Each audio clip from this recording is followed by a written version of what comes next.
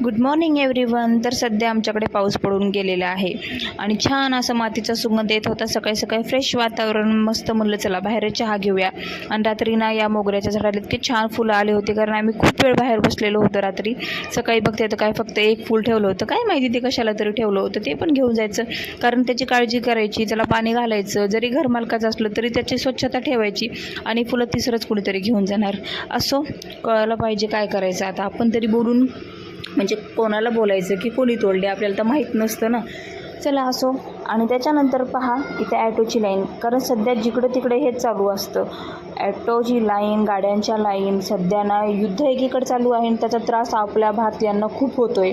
जेवढं होईल तेवढं आपण तर सहनच करतो आहे, पण आणखीन किती करायचं आहे. याच्यावर काहीतरी तोडगा कधी निघेल काय माहिती. चला. आणि त्याच्यानंतर पहा उन्हाळा चालू झालेला आहे म्हणल्यावर घरात तर नवीन पाहुणे येणारच. आणि ते पाहुणे कोण हे तुम्हाला सांगण्याची गरजच नाही, कारण उन्हाळा चालू झाला आणि घरामध्ये मुंग्या नाही आल्या असं आत्तापर्यंत तर कधी झालेलं नाही. त्यामुळं म्हणलं चला आधी यांचा बंदोबस्त करूया. लगेच मी खडू घेतला मुंग्यांचा आणि ते मस्तपैकी लाईनने मारून टाकला, कारण घरात लहान मुलं आहेत त्यामुळे त्यांना चावणारच.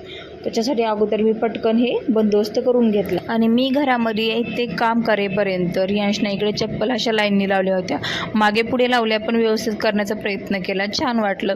आणि त्याच्यानंतर ऋषभने या बॉटलला कलर दिला होता, मिल्कची बॉटल होती ही. आणि रियांशच्या आता नवीन नवीनच खेळणे चालू असतात. बहा इथं जसं वॉशिंग मशीनच्या बॉक्समध्ये खेळत होता, त्याला वाटलं याच्यात पण घर करून बसता येईल, पण त्याला ते बसायलाच पुरत नव्हतं.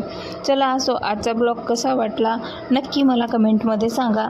आणि हो, ज्यांनी सबस्क्राईब केलं नाही त्यांनी प्लीज सबस्क्राईब करा, लाईक करा, शेअर करा.